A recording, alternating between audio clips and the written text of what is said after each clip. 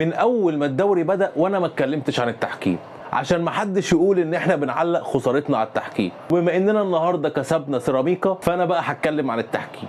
لحد امتى هتجربوا في الاهلي حكام؟ يعني الماتش اللي فات بتاع انبي جبتوا لنا حكم اول مره يحكم دوري ممتاز، والماتش ده بتاع سيراميكا جايبين لنا برضه حكم اول مره يحكم، وانتوا بتجربوا في النادي الاهلي؟ من امتى النادي الاهلي كان فار تجارب؟ المشكله ان هم حتى لما جابوا حكام دوليين زي معروف ما هو برضه عمل كوارث. لما طرد هاني، ما هو انتوا بس انا نفسي اعرف انتوا بتعملوا كده ليه مع الاهلي؟ وعلى فكره طول عمر الاهلي بيتظلم تحكيميا، بس عشان بنكسب ما كناش بنتكلم ومش فارقه معانا، اهم حاجه ان احنا رجاله وبنكسب. بس الموسم ده زادت قوي، يعني النهارده لينا ضربتين جزاء ولا شفت الفار ولا رجعت الفار. يا عم راجع حتى لو مش ضربه جزاء، بس كانت باينه ان في احتكاك. يا عم بص على الفار زي ما بصيت على بتاعه ياسر ابراهيم لسيراميكا. انتوا عايزين ايه من الاهلي؟ بس انا نفسي افهم. ولازم اداره النادي الاهلي تاخد موقف في موضوع الحكام ده، ما هو ما ينفعش. ولاعيبه النادي الاهلي لازم تشد شويه على الحكام. لعيبه النادي الاهلي انا بحس ان الحكم لما بيزعلهم بيقولوا له حاضر احنا اسفين، والحكام ما شاء الله يضحكوا مع كل الفرق ويهزروا مع كل الفرق، يجوا قدام الاهلي يعملوا كده ويطلع بره. في ايه يا عم؟ مالكوا يا عم؟ مش بابا انت، مش المدرس بتاع اللعيبه. تعالوا بقى نتكلم شويه في الماتش عشان التحكيم ده بجد خنقني. طبعا الف مبروك الفوز النهارده على سيراميكا، ولكن الاداء برده ما كانش احسن حاجه، ولكن كان فوز مهم جدا عشان اللعيبه تاخد ثقه تاني. وهدف تريزيجيه كان مهم جدا عشان تريزيجيه برضه يعرف يصالح الجمهور. ولكن بس انا عايز اقول حاجه لتريزيجيه، شفت لما لعبت السهل وما اننتش في الكوره ولعبت وان تو هات، شفت وصلت ازاي للجون احسن؟ مش زي الماتش اللي فات بتاع انبي كنت بتاخد الملعب رايح جاي على الفاضي. اول مره النهارده بجد احس ان في شويه جماعيه. هو اي نعم ده الشوط الاول مش الشوط الثاني، عشان انا برضو هتكلم في موضوع الشوط الثاني ده. لازم الاهلي من اول الموسم دايما بيلعب الشوط الاول حلو، الشوط الثاني بيبوظ، تحس ان اللعيبه بين الشوطين اتغيرت. ده طبعا من اللياقه، ده طبعا من المدرب بتاع الاحمال البدنيه، مش عارف يدي لكل لاعب الحمل المناسب ليه عشان يعرف يلعب ال 90 دقيقه، ودي مشكله جامده. ده غير الاصابات طبعا. يعني النهارده بيكهام طلع مصاب، اي نعم بيكهام كان وحش قوي النهارده، بس برضه اصابات، واصابات شد. الشد دي بتيجي بسبب الحمل الزايد او الحمل القليل، هي بتيجي من الناحيتين دول، يا اما ما سخنش كويس فجاله شد، يا اما اتمرن جامد قوي فالعضله مش قادره فجالها شد. فكده يبقى في مشكله في مدرب الاحمال. ياسر ابراهيم كان عنده، ياسين مرعي كان عنده، اشرف داري جاله، زيزو جاله الضمه، والضمه دي برضو بتيجي من قله التسخين. يبقى كده في مشكله في مدرب الاحمال. بس يعني الموضوع بسيط، مش الدكتور، مدرب الاحمال هو اللي فيه مشكله. نتكلم بقى شويه على اللعيبه. يعني انا شايف من وجهه نظري ان رجل المباراه مروان عطيه مش تريزيجيه.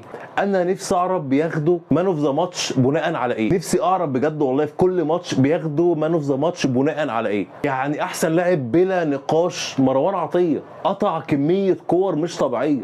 هو انتوا عندكم مان اوف ذا ماتش اللي هو بيدخل جوان؟ يعني هم مثلا بياخدوا مان اوف ذا ماتش من اللي بيدخل جوان بس؟ ما احنا عايزين نفهم برضو الموضوع ده. وطبعا طبعا طبعا هاني يا جماعه عامل موسم السنه دي بجد من اول موسم جامد قوي. يعني انا شايفه من احسن اللعيبه في الاهلي السنه دي. انا مش عارف ليه كل الناس برضو بتنتقده. يعني النهارده بعد الماتش بتفرج على فيديوهات بينتقدوه برضو، مع انه النهارده عمل ماتش حلو قوي، وكان بيغطي من الباك العكسي حلو قوي، وكان بيطلع وبيعمل هجمات واوفرات حلوه قوي. انا مش عارف ليه معنصرينها مع محمد هاني بالذات، انا مش عارف ليه.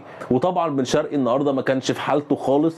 بصوا انا مش هنتقد كابتن عماد النحاس النهارده عشان تغييراته دي كانت تغييرات دفاعيه، كنت حاسه خايف ونفسه يكسب، فانا مش هنتقد الكابتن عماد النحاس عشان احنا اللي اخترناه وكنا عايزينه وواقفين جنبه لحد دلوقتي. بس بعد اذنك يا كابتن عماد، الاهلي في اخر 20 دقيقه ما ينفعش يقف ورا الكوره. الاهلي طول عمره بلس 90، مش يفضل مضغوط في اخر 20 دقيقه. من ساعه ما شجعت النادي الاهلي من اكتر من 20 سنه عمري ما شفتها.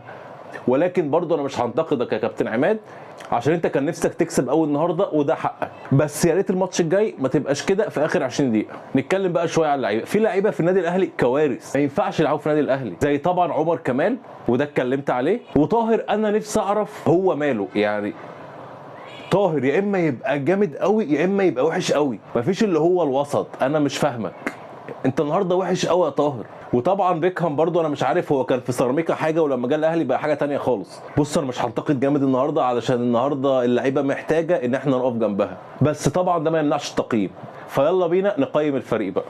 نبدا بالشناوي. طبعا الشناوي النهارده انا ما شفتش ولا كوره عليه، فانا مش عارف اقيمه اقول له ايه. يعني هو ولا صد كوره ولا جات له كوره اصلا عشان يصدها، فانا ممكن اديله 8 عشان الفوز بس النهارده. انما هو يعني ما فيش تقييم للشناوي، مش عشان وحش، هو عشان ما جالوش حاجه. نبدا بقى بالاثنين اللي في النص، ياسر ابراهيم وبيكهام. طبعا ياسر ابراهيم هو ككواليتي لعيب هو مش اعلى حاجه، ولكن هو راجل، وانا بحب اللعيبه الرجاله، والنادي الاهلي دايما بيحب اللعيبه الرجاله، فانا ياسر ابراهيم هديله 8 من 10 برضه. بيكهام بقى، بيكهام ده في حته ثانيه، بيكهام ده انا شايفه ضايع، خايف قوي كده ليه مش عارف. بيكهام بقى انا هديله 2 علشان الشد اللي عنده مش اكتر.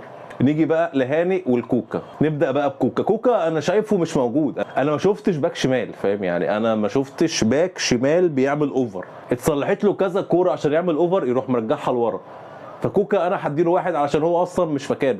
محمد هاني من احسن الماتشات اللي لعبها الموسم ده برضه، زي الماتش اللي فات، والماتش اللي فات يا عيني اتظلم علشان التعادل ومحدش اتكلم عنه، فهاني الماتش ده ياخد برضه 8 من 10. نيجي بقى لمروان عطيه. طبعا مروان عطيه برضه ماتش جامد جدا، وانا هديله 9 من 10، وهو احسن لاعب الصراحه في الماتش ده.